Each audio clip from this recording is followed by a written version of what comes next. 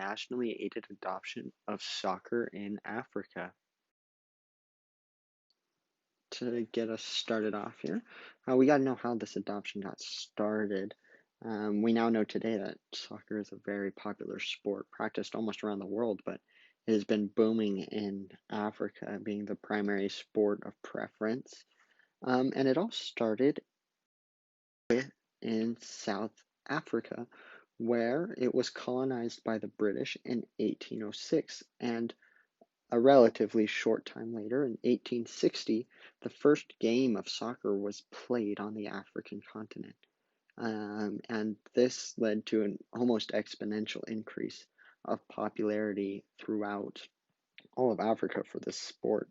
Um, it led to the first team being created just a couple years after that in like 1880s, and eventually to stadiums and the first national team that was created from South Africa in 1910. And it is important to note that of this national team that was created and joined the FIFA League, it was only subject to whites only, and so it was really the colonists who were pushing for this, um, pushing the sport on in South Africa and on the African continent, and it's just grown popularly, and we see what the cultures that Britain or the British brought to this country have just swept over the continent with this one sport.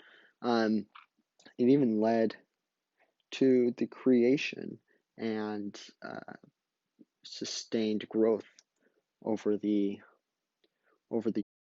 point where they are now able to have their own um, have their own tournaments on the African continent, as well as, of course, attending the World Cup. Um, and I mean, the earliest that this got started, the first African Cup that was ever played was in 1957, and the first team that ever played in the World Cup was in 1970.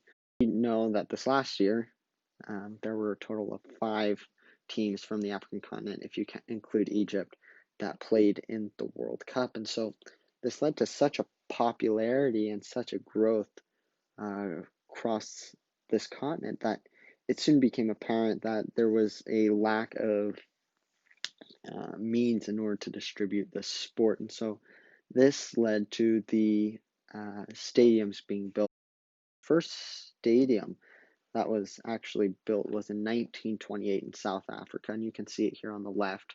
This is a renovated picture, um, or a renovated stadium, I mean. But on the right here, this is actually how a lot of stadiums and a lot of support for international soccer kind of got started, and it was by the help of the Chinese government.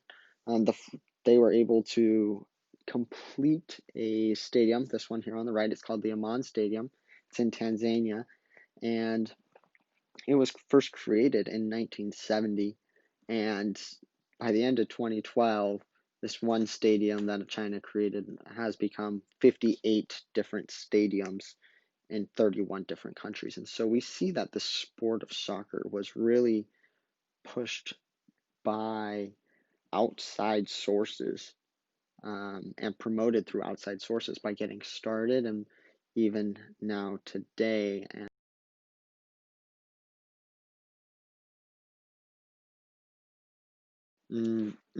so the question is now, where does the sport in Africa go from here? There are a lot of national teams found in Africa, such as the one on the screen for Benin or for Togo or for Ghana or South Africa. All these national teams, but there's no leagues. And so this now goes to where's the sport going from here?